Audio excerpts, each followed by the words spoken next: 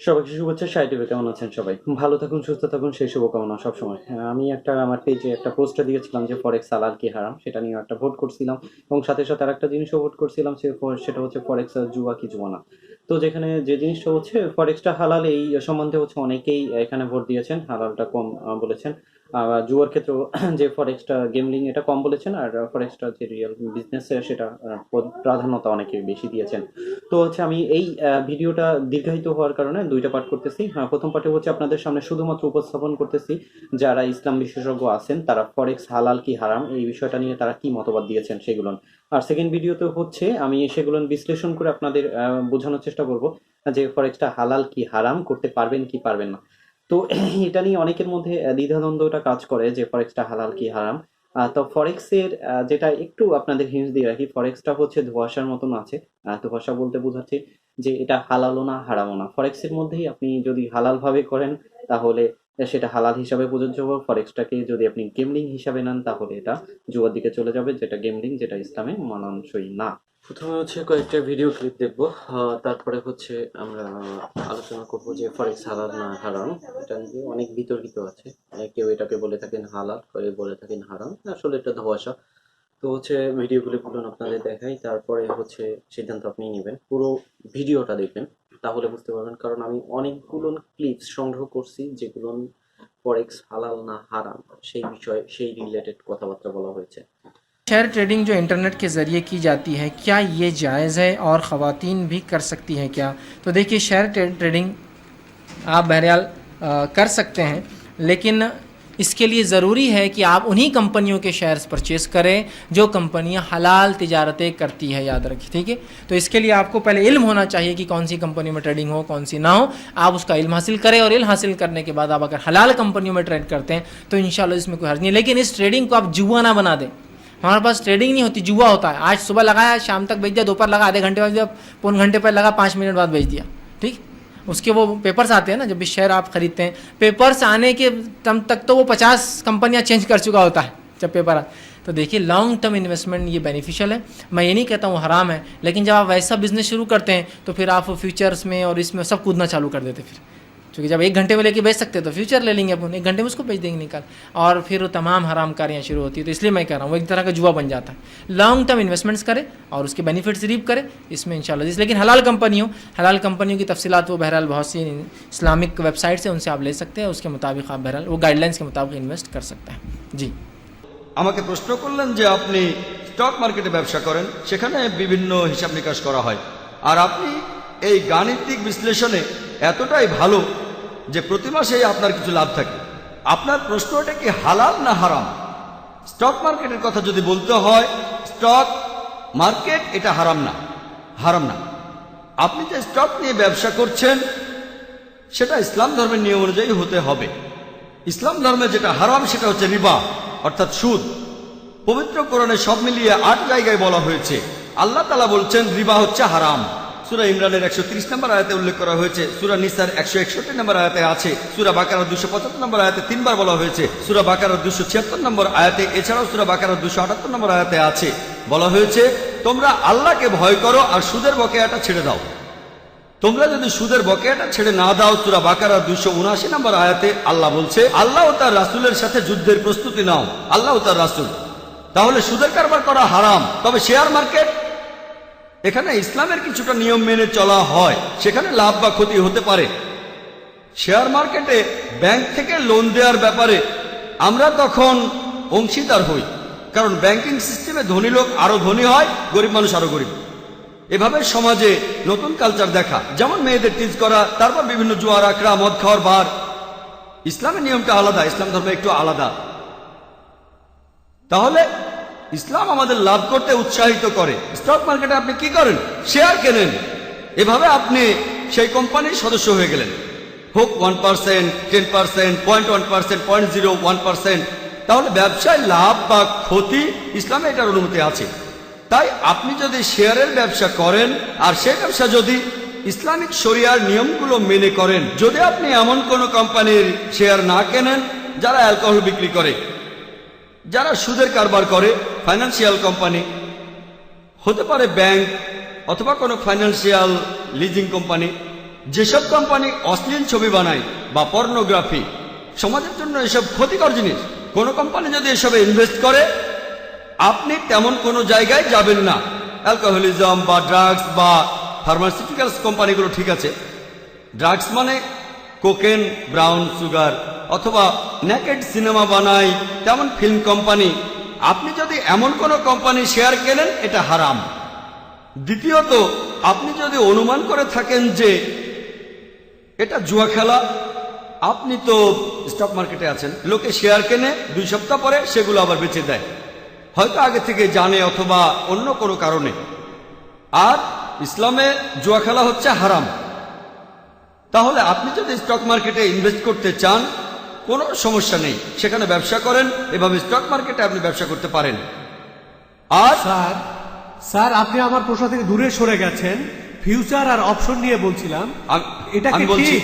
আমি বলছি আপনি 10 টাকা দিয়ে 100 টাকার শেয়ার কিনলেন, তারপর সেটা বছরের পর বছর রেখে দিলেন। বলছি, আমি সামগ্রিকভাবেই বলছি, একটা পয়েন্ট না। ধন্যবাদ, আপনাকে ডিস্টার্ব করার জন্য দুঃখিত। এবারে ফিউচার অপশন নিয়ে বলছি যে আপনি কিছু শেয়ার কিনে ভবিষ্যতের জন্য রেখে দিলেন, এরপরে সেই শেয়ার থেকে কিছুটা রেখে বেচে দিলেন। আমি জানি আপনি বেচতে পারেন, কিছু অংশ রাখতেও পারেন, তারপর আবার কিছু শেয়ার কিনতে পারেন, সেটাও বেচতে পারেন, আমি এটা জানি। আমি হয়তো আপনার মতো এক্সপার্ট না, তবে এ নিয়ে বলতে পারবো। ভবিষ্যতের কথা যদি বলেন, এটার অনুমতি নেই, এটা হারাম। মার্জিন ট্রেডিং, যেটা দেখবেন রিয়েল এস্টেট ব্যবসায়, আপনি 10%-এ কিনলেন, সেটার দাম বেড়ে গেল, কারণ কোনো ফ্ল্যাট কিনতে গেলে টাকা দেবেন কিস্তিতে, কিস্তির মেয়াদ 2 বছর, এখন 10% দিলেন, পরে 20%, তারপর দাম বাড়লো, আপনি বেচে দিলেন, ঠিক আছে। শেয়ারের ক্ষেত্রে এমনটা হয় না, স্টকের ক্ষেত্রে এমনটা হয় না। এক্ষেত্রে জিনিসটা আপনার হাতে নেই, আপনি আংশিক টাকা দিয়েছেন, তারপর অন্য কেউ আপনার পেছনে আসলো, এটা যদি পড়ে যায়, তাই হেজ ফান্ড থাকে, হেজিং জানেন, হেজ ফান্ড থাকে। ইসলামে এইসব জিনিসের অনুমতি নেই। তবে পিওর স্টক যদি সেটাই আপনার ব্যবসা হয়ে থাকে, সেটা ইসলামিক হলে অনুমতি আছে। আর এই কারণেই শীঘ্রই ইনশাল্লাহ আর মাত্র কয়েক মাসের মধ্যে ইনশাল্লাহ আমরা ইন্ডিয়ায় একটা ইসলামিক ইনভেস্টমেন্ট ফান্ড চালু করব ইনশাল্লাহ। সেখানে আমরা সবাইকে সুযোগ দিতে চাই, কারণ অনেক মুসলিমই জানে যে রিবা হারাম বা সুদ হারাম, কিন্তু তাদের সামনে কোনো উপায় নেই। অনেকেই শেয়ারের ব্যবসা করে কিন্তু জানে না এটা হালাল না হারাম, তারপর তারা ব্যাংকের শেয়ার কেনে, অন্যান্য হারাম শেয়ার কেনে, যেমন মিডিয়া, ফিল্ম ইন্ডাস্ট্রি ইত্যাদি। প্রধানত এদেরকে পথ দেখানোর জন্য ইনশাল্লাহ তাদের হালাল আয় করার সুযোগ দিতে চাই। আর সে সময় ইনশাল্লাহ আপনার জ্ঞান কাজে লাগলে আমরা আপনার পরামর্শও নেব ইনশাল্লাহ। তাহলে আমরা আমাদের জ্ঞানকে ভালো কাজে লাগাবো। এরপর আপনি আরো বলেছেন শেয়ারের ব্যবসা করে আপনি অনেক টাকা জমিয়েছেন, এটার অনুমতি না থাকলে আপনি বাদ দেবেন। এভাবে যে টাকা জমিয়েছেন এটা যদি অনুমোদিত না হয় আপনি বাদ দেবেন। এখানে আসল কথা হলো আমরা শান্তি চাই ইহকালে আর আখিরাতে। পরকালের যে শান্তি সেটা দীর্ঘস্থায়ী শান্তি। তাহলে যদি হালাল উপার্জন করেন ইনশাল্লাহ আপনি ইহকালেও ভালো থাকতে পারবেন, পরকালেও থাকবেন। আমি আল্লাহর কাছে দোয়া করছি যেন শান্তি ও সাফল্য পান এই পৃথিবীতে, এছাড়া পরকালেও শান্তি পান। আশা করি উত্তরটা পেয়েছেন। ধন্যবাদ, আমাকে সময় দেওয়ার জন্য অনেক ধন্যবাদ। আমি আপনার সব কথাগুলো মেনে চলবো। আপনার জিজ্ঞাসায় বিরতির আগে মার্কিন যুক্তরাষ্ট্র থেকে আমাদের এক ভাই ফোন করেছিলেন, উনি জানতে চেয়েছেন শেয়ার ব্যবসাটা এটা কি হালাল না হারাম। এ ভাই শেয়ার ব্যবসার ব্যাপারে প্রশ্ন করেছেন। শেয়ার ব্যবসার আসলে অনেকগুলো দিক রয়েছে, মানে আমরা শুধুমাত্র মূল যে কথা আছে বা মূলনীতি আছে সেটা আপনাকে বলে দিচ্ছি যে কমনলি শেয়ার ব্যবসা হারাম এ কথা বলা যাবে না, আবার কমনলি শেয়ার ব্যবসাকে হালাল এটাও বলা যাবে না। শেয়ার ব্যবসা হালাল, কিন্তু এই শর্তগুলো আপনাকে পূরণ করতে হবে। 1 নম্বর শর্ত হচ্ছে সেই ব্যবসার মানে সেখানে সুদি হারাম কোনো লেনদেন থাকতে পারবে না। 2 নম্বর হচ্ছে যে বস্তুর ব্যবসা করছে মানে কোম্পানি শেয়ার মানে চাচ্ছে সেখানে কোনো হারাম জিনিস থাকতে পারবে না, হারাম বস্তুর ব্যবসা হতে পারবে না, মানে হারাম জিনিস সেখানে থাকতে পারবে না। তারপরে লেনদেনের মধ্যেও মানে এমন কোন লেনদেন থাকতে পারবে না যে লেনদেনগুলো মানে হারাম লেনদেন রয়েছে, নিষিদ্ধ লেনদেন রয়েছে, এই ধরনের কোনো লেনদেন মানে সেখানে থাকতে পারবে না। 3 নম্বর হচ্ছে যেটা এই শেয়ার মানে বেচা কিনাটা হতে হবে মূলত মানে মালিকানার উদ্দেশ্যে, মানে এটা এই উদ্দেশ্যে নয় যে শুধুমাত্র গ্যাম্বলিং এর উদ্দেশ্যে, শুধুমাত্র জুয়াবাজির উদ্দেশ্যে, বরং সেটা হতে হবে বেচা কিনার উদ্দেশ্যে। 3 নম্বর যে শর্তটি সেটা হচ্ছে মানে শেয়ার যে কোম্পানির শেয়ার হবে সেই কোম্পানির শেয়ারের এগেইনস্টে মানে অ্যাসেট থাকতে থাকতে হবে, শুধুমাত্র সেটা তরল মূলধন কাগজের বিষয় হলে হবে না। কাগজী বিষয় হলে চলবে না, সেখানে অ্যাসেট থাকতে হবে। যদি এই শর্তগুলো ঠিক থাকে তাহলে সেখানে শেয়ার ব্যবসা করা জায়েজ। বাকি অন্যথায় শেয়ার ব্যবসার দিকগুলো যেগুলো আছে সেগুলো সঠিক নয়, ইসলামী শরিয়া অনুযায়ী বৈধ নয়। कौन सी ट्रेडिंग? ये जो स्टॉक एक्सचेंज की होती है ऑनलाइन। ऑनलाइन ट्रेडिंग की करें, ठीक है मैं अर्ज करता हूँ।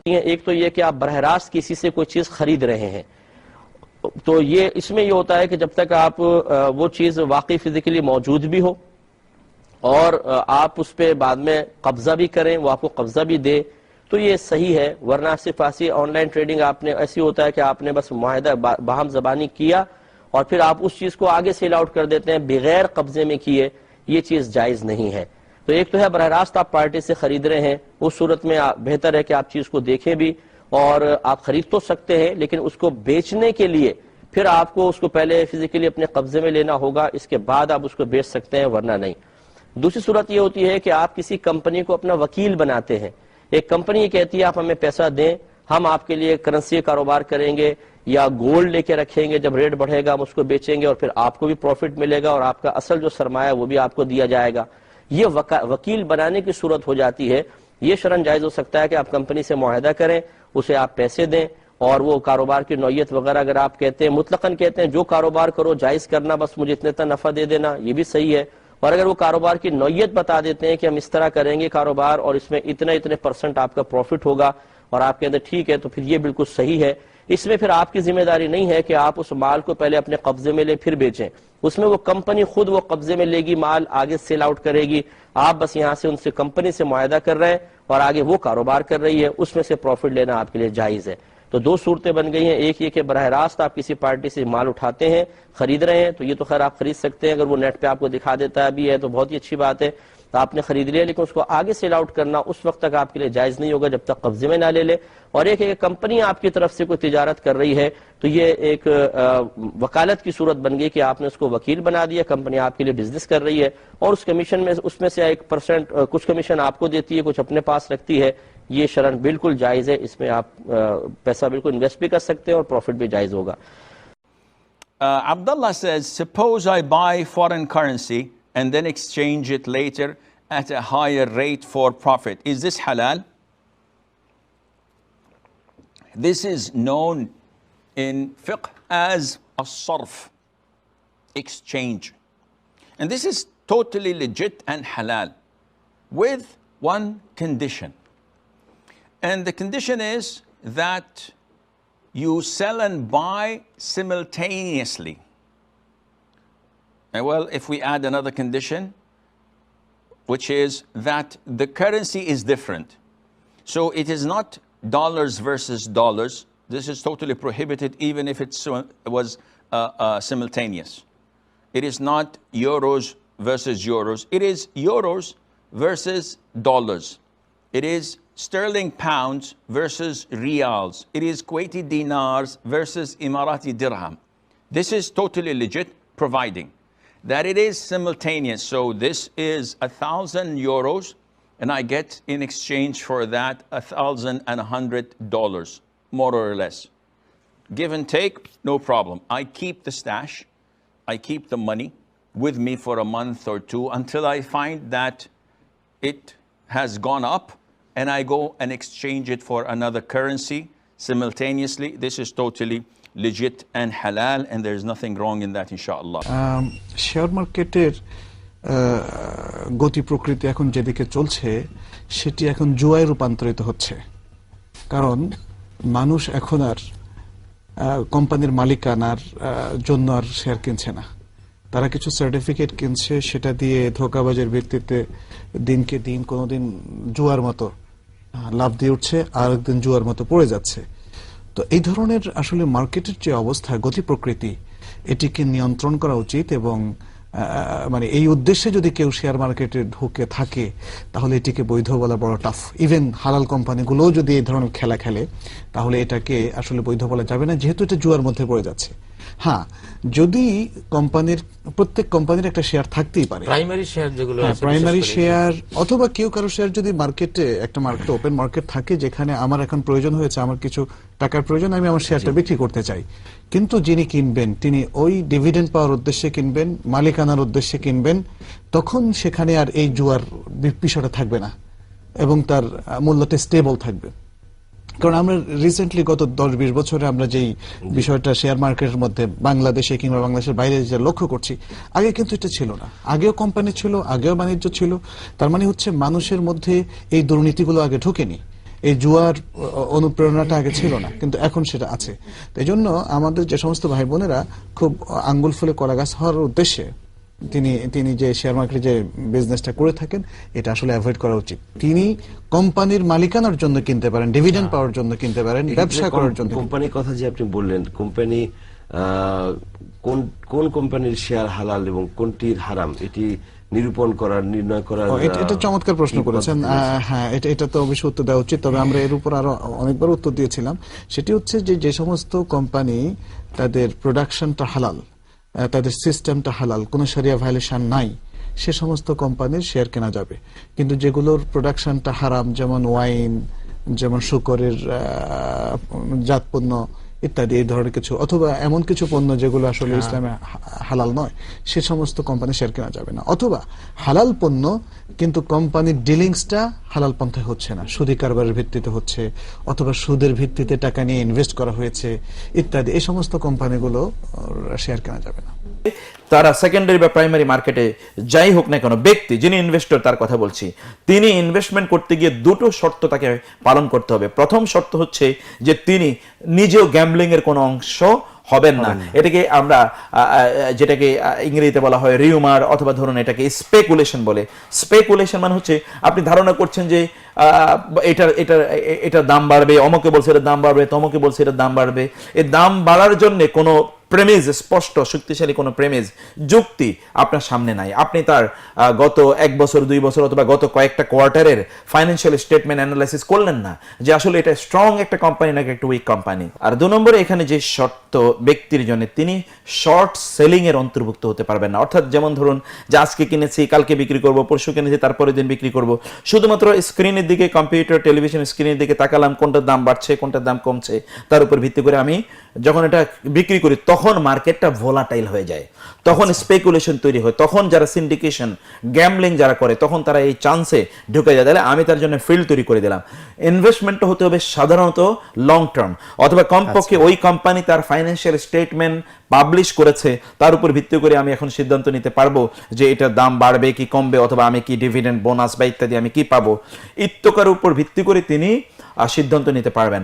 অন্যথায় যারা মনে করেন যে শর্ট সেলিং করবেন, অথবা যারা মনে করছেন যে না আমি শুধুমাত্র রিউমার স্পেকুলেশনের উপর ভিত্তি করে আমি সেখান থেকে কিছু গেইন করে নিয়ে আসতে চাইবো আমি, তাইলে তারা আসলে হারামের মধ্যে অন্তর্ভুক্ত হয়ে যাওয়ার সম্ভাবনা আছে। যেমন ধরুন আপনি 1 কোটি টাকা ইনভেস্ট করেছেন, আমি 1 কোটি টাকা ইনভেস্ট করেছি, আপনি জানেন না স্পেকুলেশনের, আপনি কিছুই জানেন না, আমি স্পেকুলেশন জানি, কোন একটা কোম্পানির শেয়ারের দাম হঠাৎ করে বেড়ে গেল, আপনি ওই কোম্পানির শেয়ার আপনিও কিনলেন আমিও কিনলাম, কিছুদিন পরে আমি জানি যে এটা শেয়ারের দাম আসলে কমে যাবে, তখন আমি কি করলাম, ওই শেয়ারগুলো বিক্রি করে দিলাম। আপনি মনে করলেন দাম তো বাড়ছে, আপনি সব আমারগুলো কিনে নিলেন। মধ্যখানে দেখা গেল যে দাম কমে যাওয়ার কারণে আপনার 1 কোটি টাকা 50 লাখ টাকা হয়ে গেছে, আমার 1 কোটি টাকা 1.5 কোটি টাকা পরিণত হয়েছে। এই যে আপনার 50 লাখ টাকা যে আমি অন্যায়ভাবে আমার পকেটে চলে আসলো, এটা কিন্তু হারাম, এটা জেনে শুনে, এটা কিন্তু হারাম। এটা কিসের উপর ভিত্তি করে আমি এত টাকার মালিক হলাম? এর কোনো প্র্যাকটিক্যাল কোনো ধরনের ভিত্তি নেই। সেজন্য আমরা বলছি যে গ্যাম্বলিং এর অন্তর্ভুক্ত যারা হবে এরা যাতে এই মার্কেটে নাই যায়। যে কথাগুলো শুনলাম বা জানলাম সেই হিসাবে ফরেক্সটা হচ্ছে হালাল, কিন্তু ফরেক্সটা করার যে ধরনটা, সেই ধরনের মধ্যে হচ্ছে হালাল হারামটা নির্ভর করতেছে। এটা হচ্ছে যারা ওখানে উপস্থাপন করছেন, যাদের বক্তব্যগুলো শুনেছি এবং ঘাটাঘাটি করছি, সেই পরিপ্রেক্ষিতে হচ্ছে এটা বলা।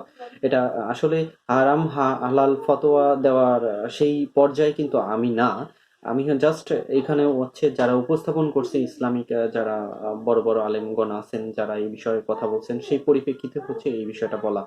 তো আজকে হচ্ছে শুধুমাত্র আপনাদের সামনে এই ভিডিওগুলো উপস্থাপন করলাম। আপনারা হয়তোবা ইতিমধ্যে বুঝে গেছেন যে ফরেক্সটা হালাল কি হারাম, তাদের যে কথাগুলো আছে সেগুলোর মধ্যে দিয়ে। তো এক একজনের কাছে এক এক দৃষ্টিকোণ থেকে এক এক রকমের লাগে। আরও কিছু তথ্য উপাত্ত দিয়ে আপনাদের সামনে আমি সামনের যে ভিডিওটা করব সেখানে আমি পুরো বিস্তারিত তুলে ধরবো যে কোন কোন তাদের কথার বেসিসে কিভাবে মানে ফরেক্সটা কিভাবে কি করলে আসলে ফরেক্সটা হালাল হিসাবে হবে আর হারাম হিসাবে গণ্য হবে। এগুলো আপনাদের সামনে তুলে ধরার চেষ্টা করবো। তথ্য বিশ্লেষণ করেই হচ্ছে আমি এই জিনিসগুলো আপনাদের সামনে তুলে ধরতেছি, বাদ বাকি করা না করা সেগুলো আপনাদের উপর মর্জি। তো ভালো থাকবেন, সুস্থ থাকবেন, সেই প্রত্যাশায় ভালো থাকুন, সুস্থ থাকুন। আল্লাহ হাফেজ।